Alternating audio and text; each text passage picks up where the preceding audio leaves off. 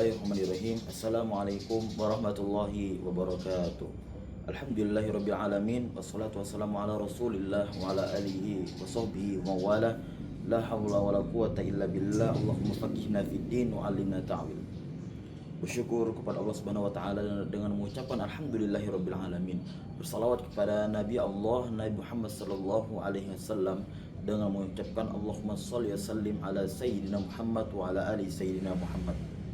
Hadirin, insyaallah dirahmati oleh Allah Subhanahu wa taala. Di dalam Al-Qur'an ada hal yang paling menarik yang bisa kita bahas dalam salah satu ayatnya. Contohnya di Quran surah Al-Mu'minun ayat yang ke-115 di mana Allah Subhanahu wa taala berfirman, A'udzubillahi minasyaitonirrajim. Bismillahirrahmanirrahim. Afahasibtum annama khalaqnakum abatha wa annakum ilaina la turja'un.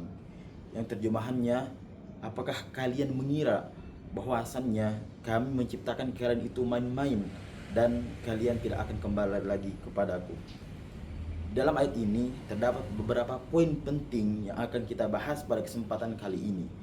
Yang pertama yaitu Allah Subhanahu wa taala menciptakan kita bukan hanya untuk bermain-main saja. Terus yang kedua, tujuan daripada manusia yang diciptakan. Masa Tuhan kita Allah Subhanahu wa taala menciptakan makhluknya tanpa ada tujuan? Tidak. Pasti semua itu ada tujuannya. Salah satu tujuannya adalah agar kita berkhidmat kepadanya, agar kita selalu beribadah kepadanya. Allah Subhanahu wa taala adalah Tuhan yang mungkin bisa saja mencemburui kita ketika Allah Subhanahu wa taala sudah menciptakan kita, tetapi kita tidak beribadah kepadanya.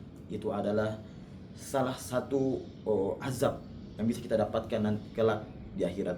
Oleh karena itu, marilah kita sama-sama memakai waktu dan tujuan kita ini semaksimal mungkin agar kita selalu mendapat rahmat Allah Subhanahu wa taala. Jangan kita lewatkan tujuan kita ini dari hal-hal yang bisa melalaikan kita dari peraturan-peraturan yang telah Allah Subhanahu wa taala syariatkan kepada kita. Marilah kita jaga tujuan kita dengan hati yang lapang dan niat yang sungguh-sungguh agar kelak kita bisa mendapatkan apa yang telah kita perjuangkan selama ini. Akan tetapi kita hidup di dunia ini pasti ada salah satu sebabnya. Nah, Allah Subhanahu wa taala mengirimkan kepada kita waktu, semisal detik, menit, jam, hari, minggu, bulan dan tahun. Semuanya itu agar kita bisa memakainya untuk melaksanakan segala perintahnya. Janganlah kita bermain-main. Setiap apa yang kita lakukan di hadapan Allah Subhanahu wa taala pasti ada kemuliaan di dalam hal tersebut.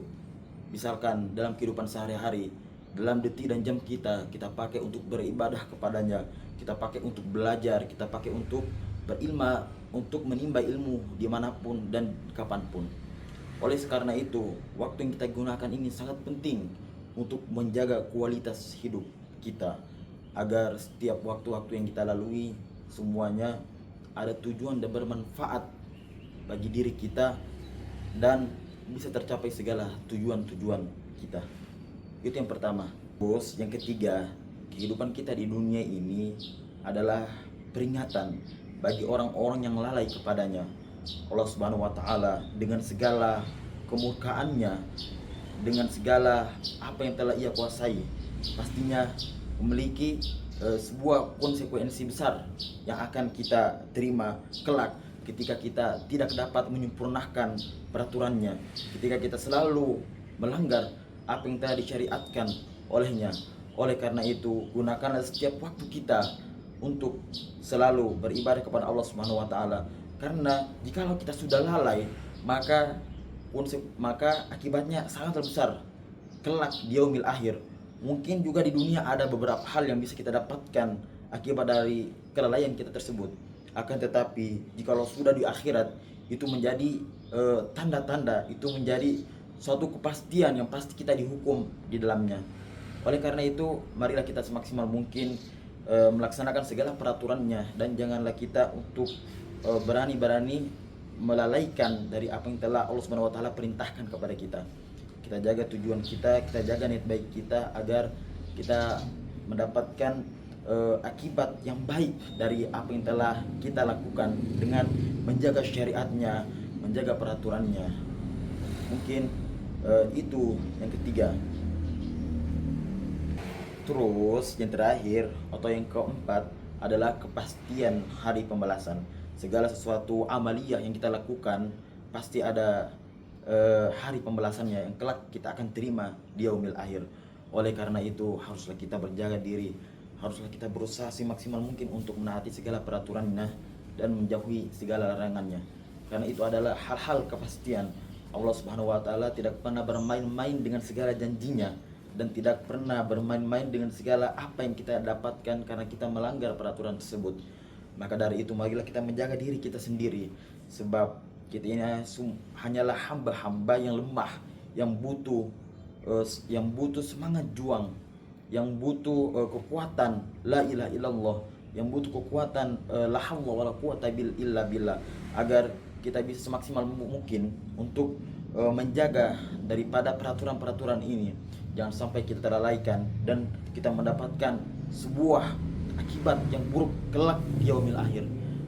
Mungkin hanya itu saja yang bisa saya sampaikan. Kesimpulannya adalah tujuan manusia ini diciptakan adalah bukan cuma untuk bermain-main, akan tetapi Allah Subhanahu wa taala menurunkan syariatnya kepada kita agar kita ini hidup teratur, agar kita ini hidup tidak semena-mena. Allah Subhanahu wa taala menurunkan syariatnya berupa sholat, zakat, puasa dan lain-lain hanya untuk menjaga kita dan melindungi kita daripada azab yang telah Ia berikan, azab yang telah tercantumkan di sekian tahun lamanya. Dan kelak semua perbuatan dan amali yang kita lakukan pasti ada pertanggungjawabannya. Sekian dari saya, ini saja yang bisa saya sampaikan. Kurang dan lebihnya mohon dimaafkan. Wabillahi taufiq wal hidayah. Assalamualaikum warahmatullahi wabarakatuh.